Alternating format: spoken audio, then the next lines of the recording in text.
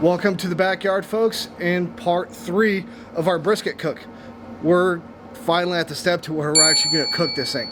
I've got the Traeger behind me fired up to 230. It's still warming up right now. Once it comes to temp, we're going to throw that brisket in there. We're going to let it climb nice and slow. Probably in about half an hour to an hour, we'll bump that temp to 240 and then to 250. And we're going to let it ride all night at that 250. So that way we don't have to worry about it throughout the night. It could just slowly come up to temp, develop that beautiful bark. And then once we hit about 165 internal, that's when we're gonna wrap it, crank that heat up to 275, 300 range. And we'll go from there, give it an all day rest and slice into it tomorrow night. So let's get this bad Larry in here. I'm gonna go right over here in the right front corner. In the week video, we realized that this was a hot spot, this not as much, so we want to have most of the heat hit this side that's more protected and less concentrated heat over here. Right, so our brisket's in, we're cooking, we're smoking a brisket overnight. That thing is going to cruise all night long. I'm going to wake up probably around 6 o'clock in the morning. It is now 8:15 at night, so that's going to give it about 10 hours to cook to get up to that stall point. In the morning, we're going to do a foil boat wrap on it and then crank up the heat, let it carry over until that 200, 205 mark, but most importantly, until it is probe tender. So once we achieve that, we're going to take it in the boat, throw it right in the toaster oven at 150 and let it cruise all day. And tomorrow night, we have dinner. See you probably in the morning. Peace. Well, good morning. It is bright and early, 6 a.m. This brisket's been going all night long. So I haven't opened the door yet. We're going to do it together. I'm excited. Never cooked a brisket overnight, so we'll see what happens. It's been rocking 250 all night long. Let's have a look.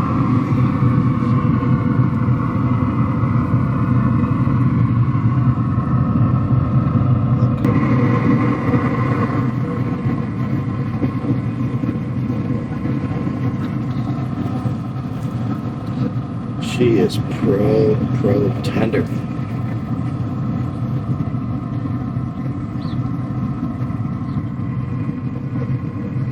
Look at that.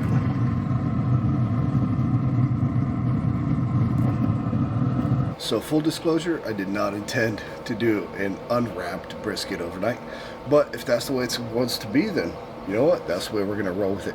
I'm still going to foil boat it to put it in my toaster oven so it can get that nice long rest.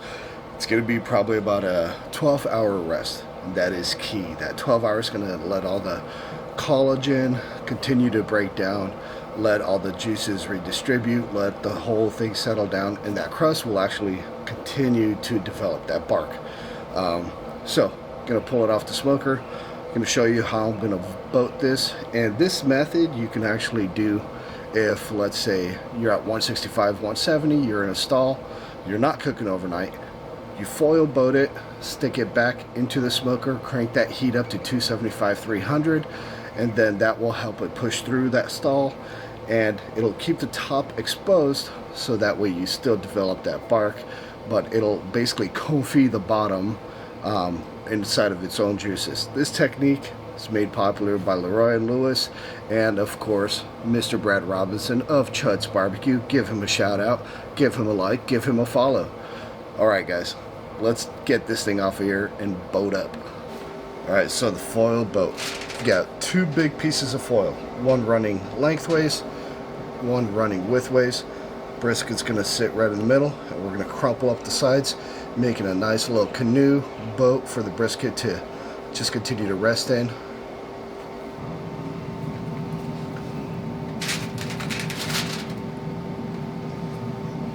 I'm going to start with this outer edge, and we're going to crumple away.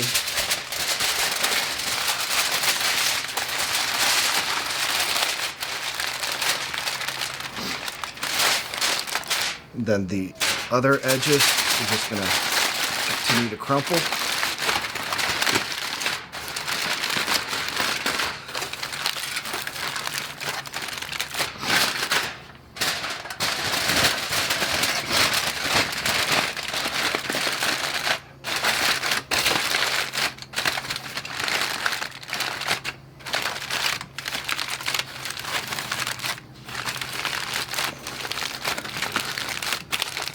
So now if this were to go back on the smoker, I would make sure that these edges are protected so they don't burn.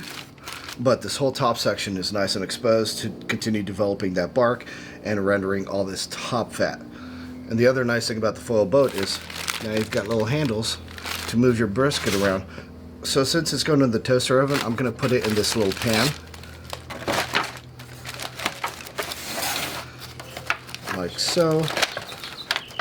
So it's going to be a boat within a boat. And that way, if anything punctures, it's going to leak into the pan and not all over my toaster oven. Alright, well, it is now about 5 o'clock p.m. This brisket has been resting since 6:30 this morning. 150 in my toaster oven. It's time to slice into this bad Larry. See how we did. I have high hopes. So out of the boat we come.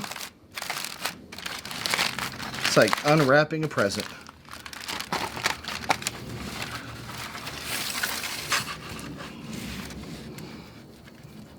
Nice and jiggly. Yep. Alright, let's slice into this bad boy. We're going to go right down the middle. This is about where the point meets the flat. I'm good with that right there.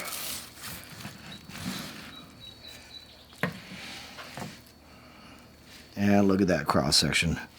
Absolutely beautiful. I'm going to get a nice little center cut piece here. Yep. Ooh. Look at that flop.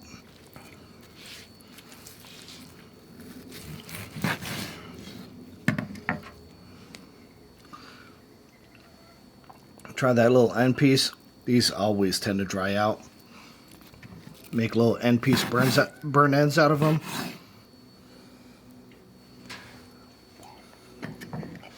Yep.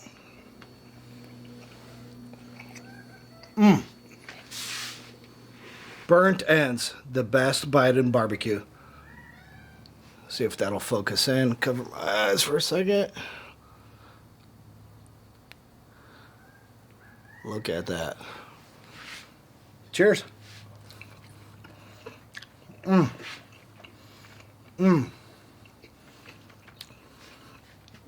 Salt, pepper, garlic powder is all you need. So tasty, so traditional.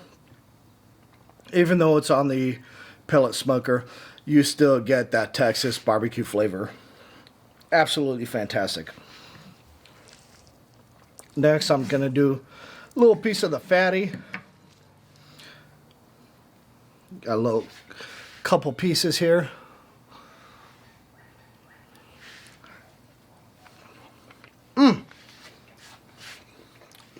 That is so good. That fat renders down into melted butter. It is just palate coating. It's just so good. For the home cook, for the backyarder, on a pellet smoker, you can make an outstanding brisket that is going to blow the socks off of any neighbor you present this to. It's great. It's good stuff. I love it. Would I love an offset smoker? Absolutely. I mean, who doesn't want a $5,000 offset smoker? Can I afford one? No. Can you afford one? Likely not. Can we afford Traegers? Tell you what, on Facebook Marketplace, on OfferUp, we can all afford Traegers. You can find them from $200 to $600. Make absolutely delicious food. Get some smoke in there. I know the purists will say it's not really smoking because you're using little wood pellets, you're using sawdust, but tell you what, man, at the end of the day, you just want to cook something that tastes good, that's not something you cook every day, and it's not something that every other neighbor has. So get yourself a Traeger, get yourself a pellet smoker. If you could afford it, get yourself an offset. For me, this works great. Do you think I'm mad at this? Absolutely not. Get out there, cook something, have a blast in the backyard. And yes, Bradley Robinson, I did steal your line. Get out there and cook something because we all should. Absolutely get out there and cook something. And cooking isn't just about food. It's about spending time with your family, your friends, cooking for people that you love. And not to get too hippie or philosophical, but get out there, do something nice for someone else. If you have the means, you have the passion, you have the time, just do it. Let's make this world a better place. Let's make the backyard an amazing place. Until next time, I'll see you in the backyard. Peace.